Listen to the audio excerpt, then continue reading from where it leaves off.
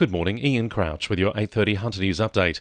Origin Energy has announced work has begun on a battery storage facility at the Araring Power Station in southern Lake Macquarie.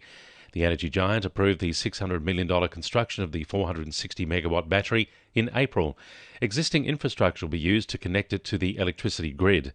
Origin says detailed design work is underway and construction will begin this year, with the project set to be online by 2025. The upgrade of the Newcastle Ocean Baths could be put on hold, with two councillors pushing for them to be heritage listed.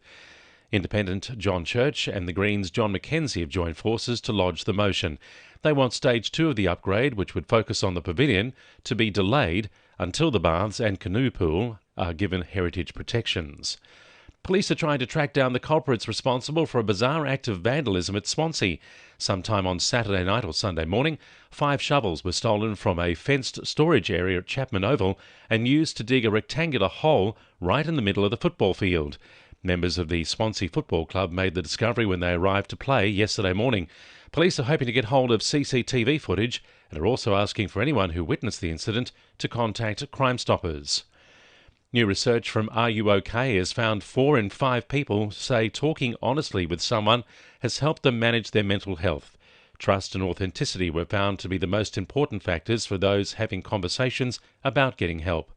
Are You OK? Ambassador Anthony Gagliardi says it's essential for Hunter locals to keep having honest conversations. It's about noticing just slight changes, and it can be a withdrawal, it can be a whole raft of things, but it's noticing those slight changes, and you'd hope that you've already got the trust with the person to then have that conversation about are you okay? Changes are on the cards for Lake Macquarie residents ahead of next year's local government elections.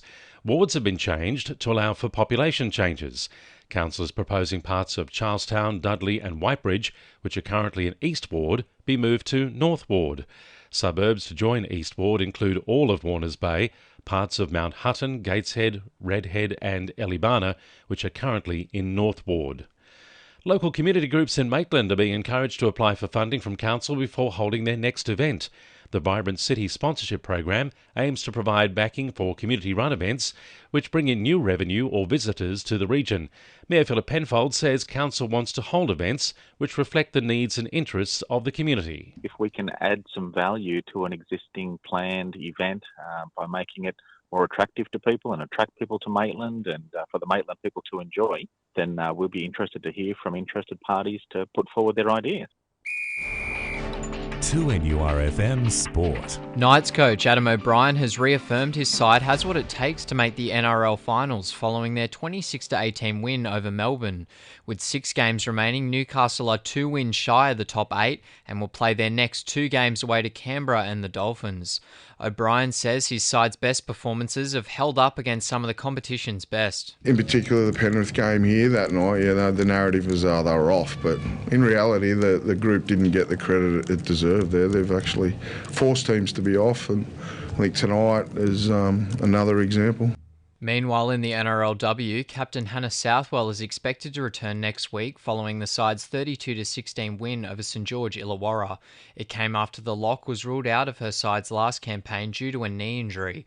Coach Ron Griffith says the team debutantes performed well. I thought Abigail Roach and Jasmine Strange, their scrap for the loose ball was fantastic, and again, that's what we pride ourselves on. I thought they were really good at that.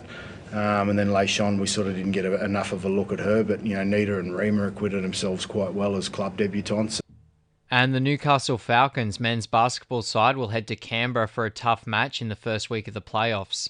It comes after their 88-66 win over Bankstown Bruins. That's sport. I'm Jordan Regnis. And the winning numbers in Weekend Lotto are 1, 5, 14, 26, 32 and 33, and the supplementaries are 8 and 37. And now you're up to date with the latest 2NURFM Hunter News.